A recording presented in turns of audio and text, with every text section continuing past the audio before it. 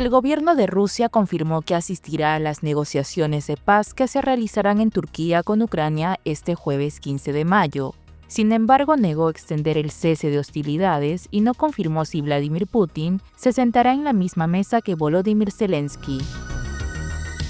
El gobierno de Donald Trump solicitó este lunes a la Corte Suprema de Justicia que le permita reanudar las deportaciones de casi 200 migrantes venezolanos detenidos en Texas, a los que calificó como extremadamente peligrosos, e instó al alto tribunal a levantar la orden que suspendió temporalmente la expulsión de migrantes sujetos a la ley de enemigos extranjeros.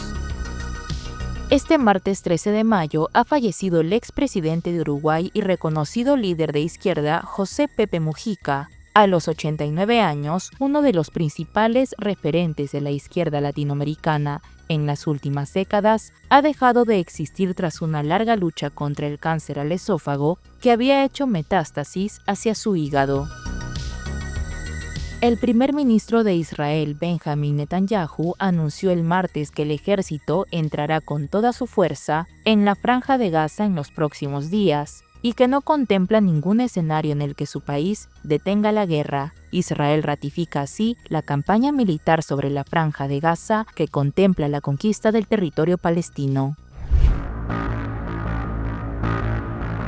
El gobierno de Rusia aseguró que se prepara para acudir a ese diálogo programado en Turquía con Ucrania, programado para este jueves 15 de mayo, e informó que los integrantes de su delegación se conocerán solo cuando Putin lo considere necesario. Sin embargo, Rusia ya rechazó la exigencia de un alto el fuego por 30 días, propuesta por Kiev y sus aliados europeos como condición previa a cualquier mesa de negociación. La negativa del Kremlin llegó el lunes 12 de mayo al calificar de inadmisibles las advertencias de Alemania sobre nuevas sanciones de Europa a Moscú si no aceptaba la tregua antes de que culminara el día. En tanto, el presidente Donald Trump dijo que está abierto a asistir a las conversaciones de paz entre Rusia y Ucrania en Turquía. Trump está de visita por el Golfo esta semana, con escalas en Arabia Saudita, Emiratos Árabes Unidos y Qatar en su primer gran viaje al extranjero desde el inicio de su segundo mandato, y manifestó que podría desviarse a Turquía si lo considerase útil.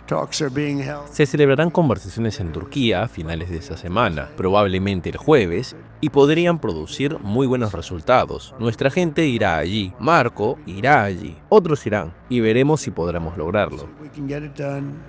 Desde Ucrania, el asesor presidencial Mikhailo Podolyak confirmó que Zelensky no se reunirá con ningún otro representante ruso en Estambul, excepto con Putin. El presidente de Ucrania acusó a Putin de no tener intenciones reales de negociar una salida a la guerra. Señaló que el líder del Kremlin tiene miedo de un cara a cara y remarcó que solo un encuentro frente a frente entre él y el presidente ruso puede traer la paz. Ucrania aceptó un alto al fuego total porque demostró que deseaba el fin de la guerra. Se lo he reiterado repetidamente al presidente Trump. Creo que Putin no quiere que la guerra termine. No quiere un alto al fuego. No quiere que ninguna negociación termine. Ni siquiera digo que tenga miedo de negociar directamente conmigo.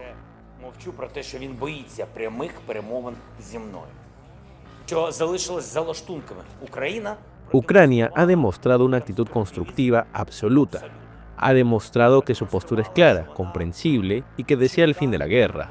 Rusia, con cada paso que da, y creo que si Putin no viene y vuelve a jugar, esa es la última muestra de que no están listos para ponerle fin a la guerra. Lo que significa que todas las promesas, las claras promesas de Estados Unidos, Europa y los líderes de otros países deben cumplirse. Сполучених Штатів Америки, Європи, лідерів інших країн повинні бути виконані. El presidente de Ucrania apuntó este domingo que estaba preparado para reunirse con Putin después de que el presidente de Rusia propusiera conversaciones directas en Turquía, algo no visto desde las primeras semanas de la invasión a gran escala de Moscú en 2022. Trump instó al presidente ucraniano a aceptar inmediatamente la oferta de Putin, socavando los esfuerzos para presionar a Moscú para un alto el fuego. El canciller alemán Friedrich Merz advirtió este martes que si no hay avances hacia un alto el fuego duradero en Ucrania esta semana, la Unión Europea impondrá nuevas sanciones contra Rusia. Desde Berlín, y junto al primer ministro griego Kyriakos Mitsotakis, Merz afirmó que espera contar con el respaldo de todos los Estados miembros en caso de aplicar las nuevas medidas, incluida Hungría. El balón ahora está en el tejado de Rusia, afirmó el canciller, quien destacó la disposición del presidente ucraniano Volodymyr Zelensky a viajar este jueves a Turquía para reunirse con su homólogo ruso, Vladimir Putin. Según Merz, Zelensky está dispuesto a hacer todo lo posible para establecer un alto el fuego y abrir la puerta al diálogo de paz, a pesar de que continúan los ataques rusos contra zonas civiles.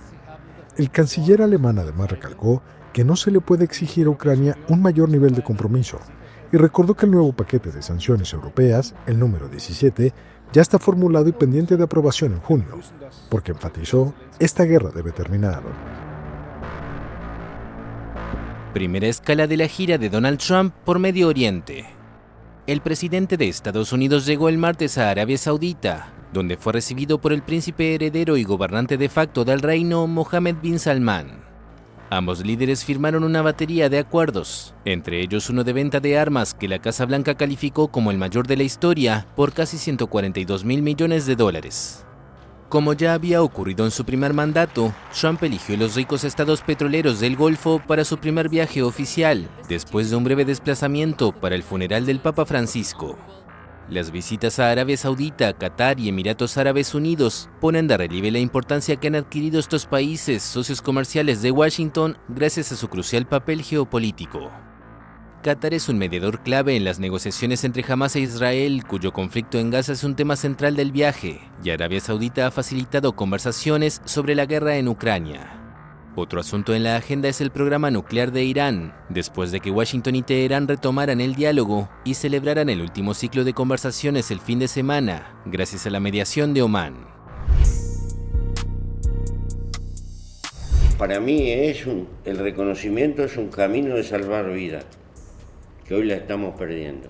El otrora presidente de Uruguay, José Pepe Mujica, ha fallecido este martes 13 de mayo. A los 89 años, uno de los principales referentes de la izquierda latinoamericana en las últimas décadas, ha dejado de existir tras una larga lucha contra el cáncer al esófago que había hecho metástasis hacia su hígado. Mujica conmovió al mundo al llegar al gobierno de Uruguay el 1 de marzo de 2010. Medios de comunicación de todo el planeta contaron la historia del exguerrillero que con 75 años se convertía en presidente liderando una coalición de izquierda. Era el punto culminante de una vida marcada por el compromiso político con los sectores más vulnerables. Mujica creció en Paso de la Arena, una zona ubicada al oeste de Montevideo, de clase obrera y bastión de la resistencia a la última dictadura.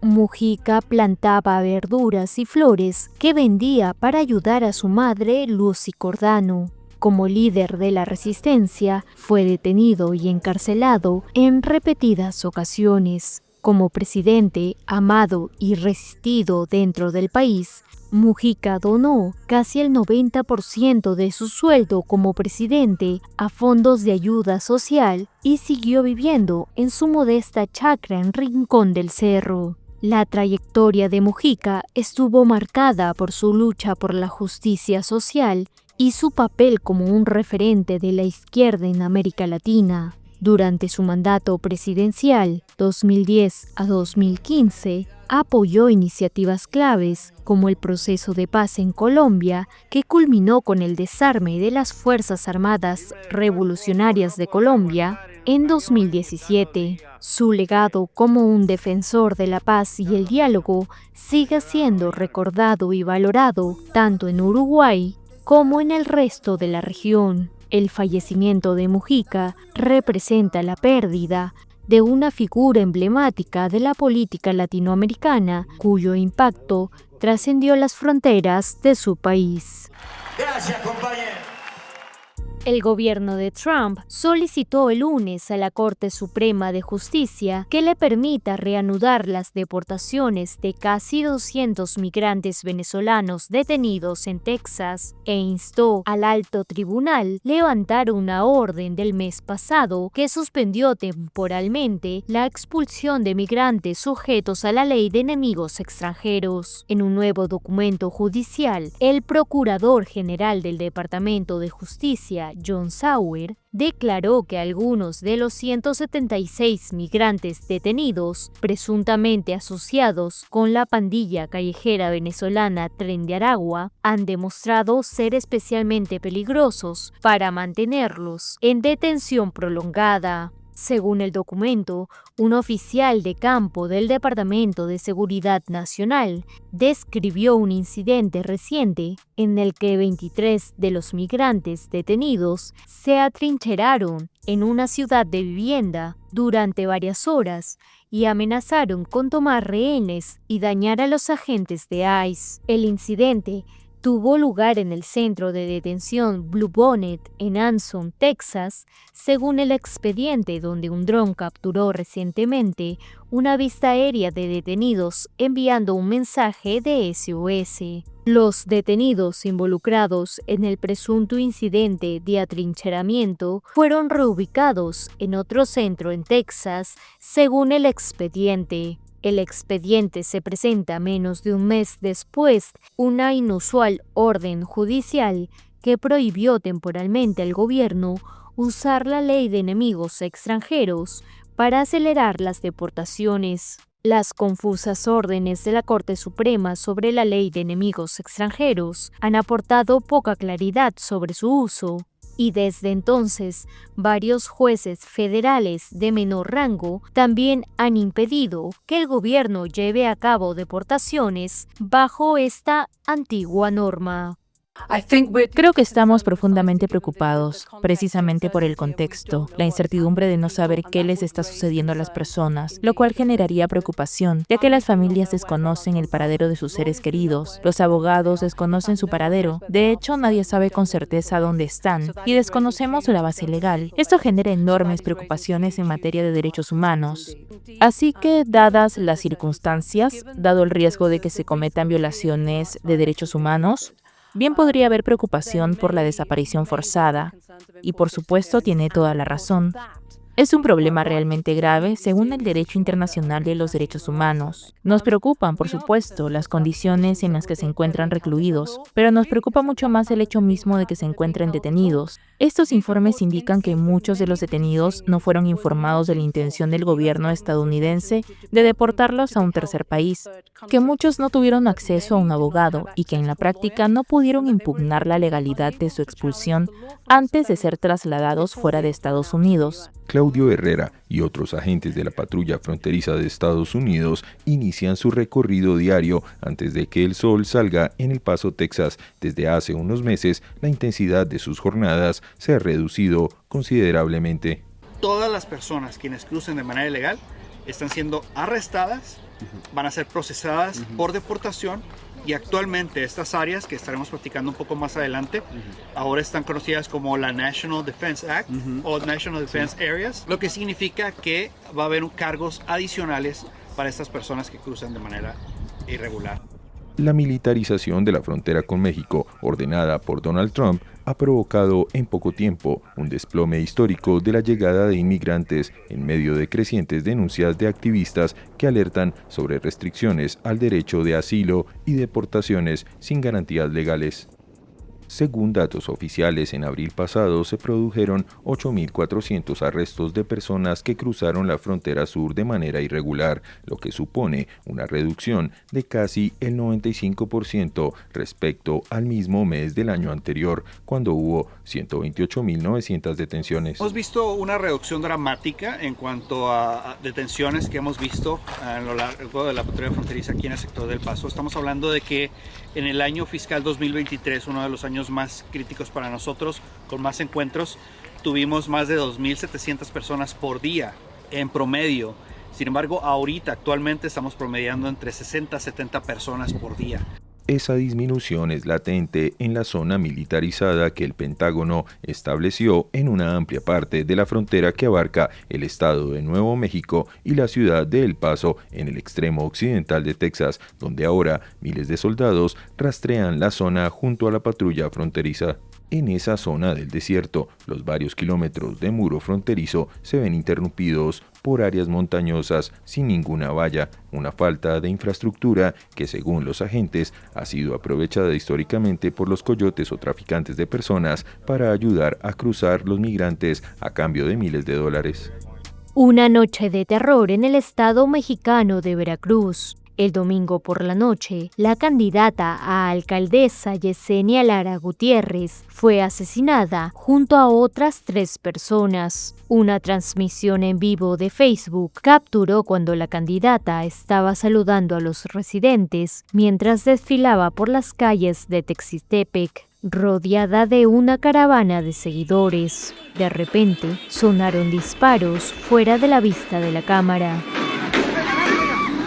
La presidenta de México, Claudia Sheinbaum, confirmó el ataque durante su conferencia de prensa matutina de lunes y añadió que su gobierno está en coordinación con funcionarios estatales de Veracruz y ofreció apoyo federal si es necesario, incluida la comunicación con la oficina del fiscal general del estado.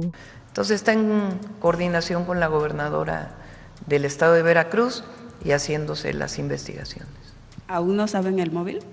No sabemos el móvil, pero el día de hoy les pedí que entraran en comunicación con la gobernadora y en caso de que sea necesario con la Fiscalía del Estado de Veracruz para poder apoyar en todo lo que se requiera. La candidata a alcaldesa, miembro del partido Morena de Sheinbaum, estaba entre las 5 personas que murieron en el tiroteo, según la Oficina Fiscal General del Estado. Otras 3 personas resultaron heridas. La gobernadora del estado mexicano de Veracruz Oriente, Rocío Nale, señaló que van a esperar el resultado de las investigaciones que realiza la Fiscalía para dar más detalles. Veracruz celebrará elecciones locales en sus 212 municipios este 1 de junio, donde se han registrado 12.142 aspirantes a alcaldías, sindicaturas y regidurías de 6 partidos políticos. Este crimen es el segundo ocurrido durante las campañas en Veracruz, que se iniciaron el pasado 29 de abril. Precisamente en el arranque de la contienda electoral fue asesinado el candidato de Morena a la alcaldía de Coxiquihui, Germán Anuar Valencia, y 6 de sus seguidores resultaron heridos con arma de fuego. Previo al inicio de campañas, al menos 20 candidatos en el estado habían denunciado haber sido amenazados, por lo que solicitaron a las autoridades protección policial. Los ataques a candidatos políticos son comunes durante los ciclos electorales en México. El año pasado, el país vio un número récord de víctimas de violencia político-criminal. Data Cívica, una organización de derechos humanos, reportó 661 ataques a personas e instalaciones. Muchas de las víctimas ocupaban o se postulaban para posiciones de nivel municipal. En mayo de 2024, un candidato a alcalde fue asesinado durante una parada de campaña en el estado sureño de Guerrero, en un tiroteo que fue captado en un video. Días después, la alcaldesa de Cotija, en el estado de Michoacán, fue asesinada mientras caminaba de regreso a su casa con su guardaespaldas. En octubre, el alcalde de la capital de Guerrero, Chilpancingo, fue asesinado menos de una semana después de asumir el cargo.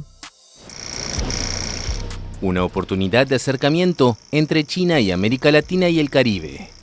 El presidente del gigante asiático Xi Jinping ofreció el martes una relación más estrecha y cooperativa con la región, con motivo de un foro China-CELAC que contó con la asistencia de los presidentes de Colombia, Brasil y Chile. El dirigente asiático propuso varias iniciativas para construir una comunidad sino-latinoamericana con un futuro compartido, con un fondo de $9.200 millones en créditos para el desarrollo. El mundo actual está experimentando transformaciones aceleradas nunca vistas en un siglo, con múltiples peligros entrelazados y superpuestos. Solo mediante la unidad y la cooperación podrán los países salvaguardar la paz y la estabilidad mundiales y promover el desarrollo y la prosperidad en todo el mundo. En las guerras arancelarias o comerciales no hay vencedores. La intimidación y la hegemonía solo conducirán al autoaislamiento.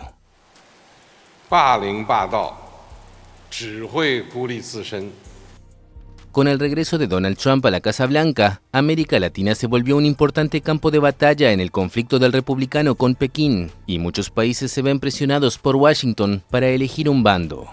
Aunque China y Estados Unidos acordaron el lunes desescalar temporalmente su guerra comercial por un periodo de 90 días, la cuestión estuvo muy presente en los discursos de los mandatarios.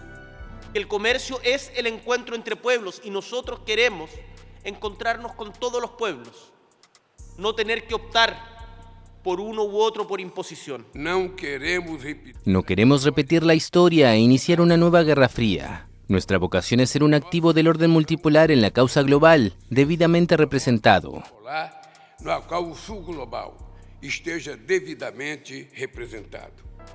En la última década, Pekín intensificó la cooperación económica y política con lo que antaño algunos llamaban el patio trasero de Estados Unidos. China es el principal socio comercial de Brasil, Perú y Chile, y ha desplegado importantes inversiones en el marco del programa de la Franja y la Ruta, al que se sumaron 2/3 de los países latinoamericanos. ¿Cómo se mira aquí el diálogo entre civilizaciones mientras las Américas deciden algún día integrarse?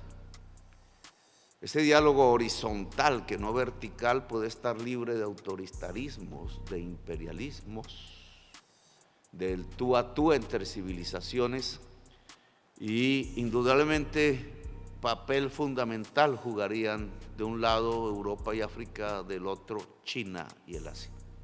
El intercambio comercial entre Pekín y la región superó el año pasado los $500.000 millones por primera vez. Xi celebró que este número es 40 veces mayor que el de principios de siglo.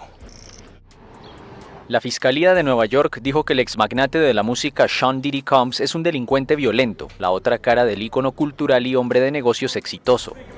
Pero para la defensa, el caso que lo ha sentado en el banquillo por tráfico sexual y asociación ilícita se reduce a un problema de amor, celos, infidelidad y dinero. Todos son acusaciones, ¿verdad? Así que intentamos llegar a los hechos. No queremos oír más acusaciones, queremos llegar a los hechos. La Fiscalía afirmó que el caso no es sobre las preferencias sexuales privadas de una celebridad, sino que es de naturaleza coercitiva y criminal. Los 12 miembros y 6 suplentes del jurado, que sellarán la suerte del empresario de 55 años, también conocido como Puff Daddy y P. Diddy, se enteraron de sus arrebatos explosivos y de su intento de preservar su reputación y del poder que le brindaba su celebridad a golpe de sobornos. El equipo de defensa del fundador de la discográfica Bad Boy insistió en que aunque parte de su comportamiento era cuestionable y en ocasiones suponía maltrato doméstico, no llegaba a constituir una prueba de los delitos de chantaje y tráfico sexual de los que se le acusa. Combs se ha declarado inocente de todos los cargos, incluida la acusación de asociación ilícita que supuestamente dirigió para cometer delitos sexuales en los que no faltaban orgías con drogas, mediante el uso de la fuerza, amenazas y violencia. La fiscal Emily Johnson alegó que Combs golpeó brutalmente a su expareja, la cantante Cassandra Cassie Ventura, y la amenazó con publicar videos de ella participando en elaborados delirios sexuales si lo desafiaba. Se espera que Ventura, cuyo testimonio es fundamental para el caso, suba al estrado el martes.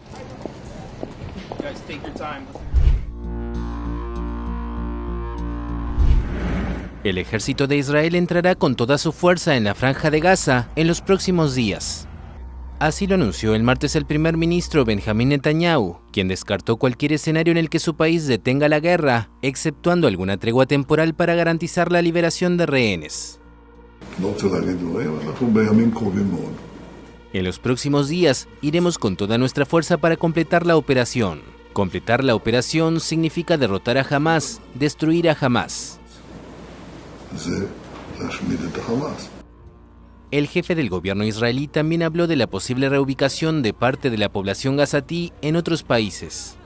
Según él, más de la mitad de las personas se irá si se le ofrece la posibilidad de abandonar el enclave. Pero el problema de nuestro lado se reduce a una sola cosa: necesitamos países dispuestos a acogerlos. En eso estamos trabajando actualmente. El 5 de mayo, Israel anunció una nueva campaña militar sobre la Franja de Gaza, que contempla la conquista del territorio palestino. El ejército afirma haber movilizado a decenas de miles de reservistas. El brazo armado de Hamás liberó el lunes al rehén estadounidense israelí Edan Alexander. Alexander era el único rehén vivo con nacionalidad estadounidense que seguía cautivo en Gaza desde su secuestro durante el ataque sin precedentes de Hamás en territorio israelí el 7 de octubre de 2023. En ese momento servía en una unidad de élite en el sur de Israel.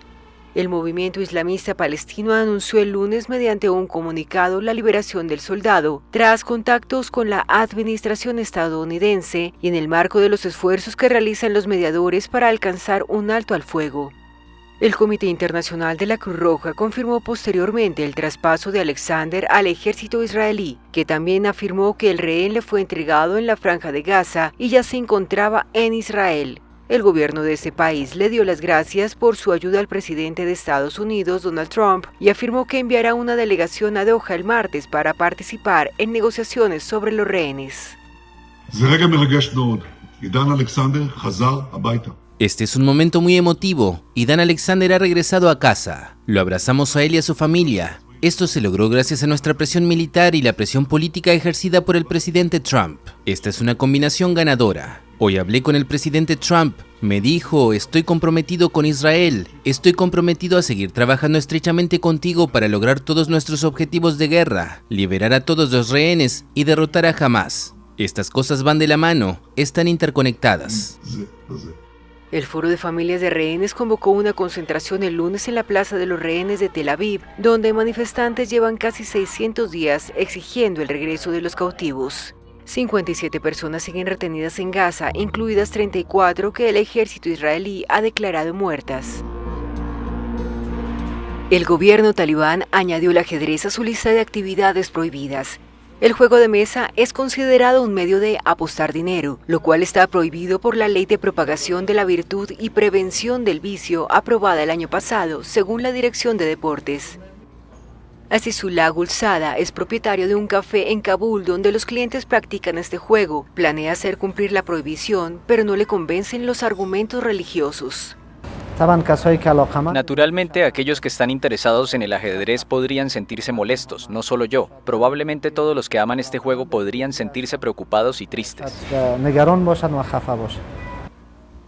Las autoridades talibanes han impuesto progresivamente su visión ultra rigurosa del Islam, prohibiendo ciertas actividades y deportes desde su regreso al poder en 2021. Es un juego internacional y lo tenemos en todas las comunidades islámicas, incluyendo países como Irán, Pakistán y muchas otras naciones islámicas. Los jugadores participan a nivel internacional y toman parte en torneos internacionales. En 2024, las competiciones de artes marciales mixtas fueron prohibidas porque el gobierno las consideró demasiado violentas, mientras que el cricket todavía se practica ampliamente, pero solo entre hombres.